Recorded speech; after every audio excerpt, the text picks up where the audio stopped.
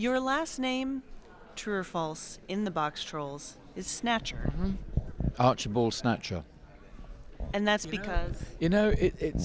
That's because Charles Dickens, for example, always, when he named people, he always put a little shade of their character in the name. Uriah Heep, what an amazing name. Mr. Fuzzywig, I think he's in. Is he in Oliver Twist or anyway? He's not in Oliver Twist, but all those Dickens characters have names that imply their character. Sure. And therefore they resorted to that wonderful device in this film. Snatcher is a man of irrational ambition. He is a social climber of a totally obsessive nature.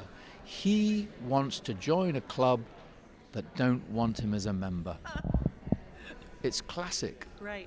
And he is absolutely determined to join that club. The only way he can join is by inventing his own heroism, by saying there is an enemy in town, I'll get rid of it, then you can let me join your club.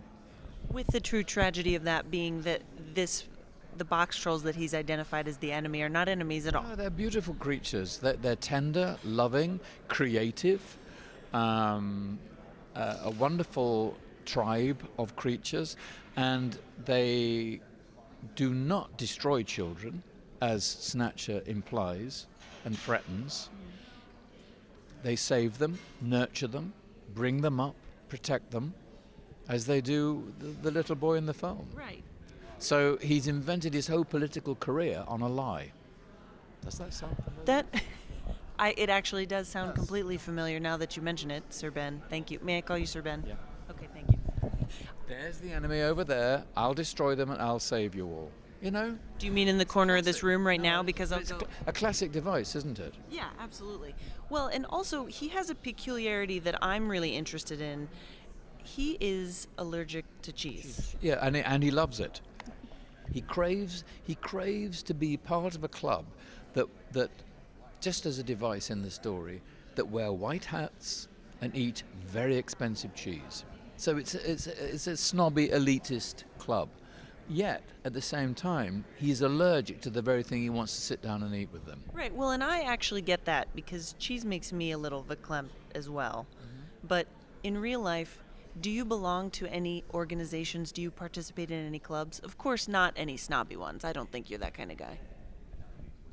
But I'm a knight, so I'm a member of a knight's circle.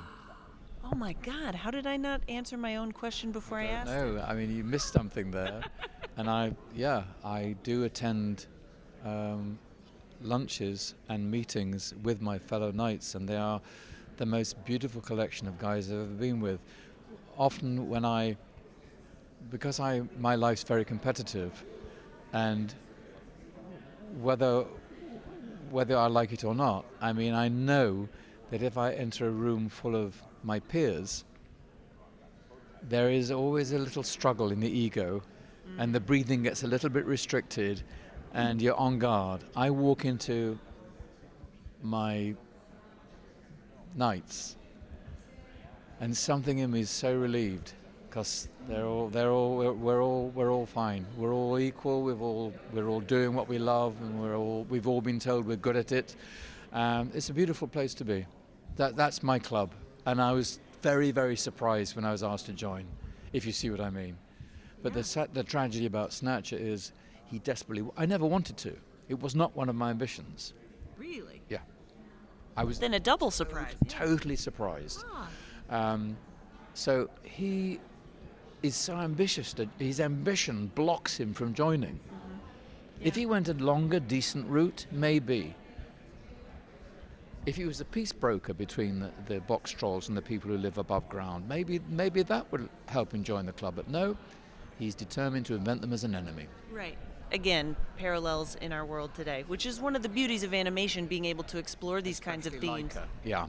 Yeah. Oh, Laika. With so many layers to their work, so rich. So, I mean, I know we're having quite a serious debate about an aspect of my character, but the show that they put on the screen is absolutely beautiful to watch. Thrilling, exciting, gorgeous, and it has its vulnerable clowns in it, and I'm one of the vulnerable clowns.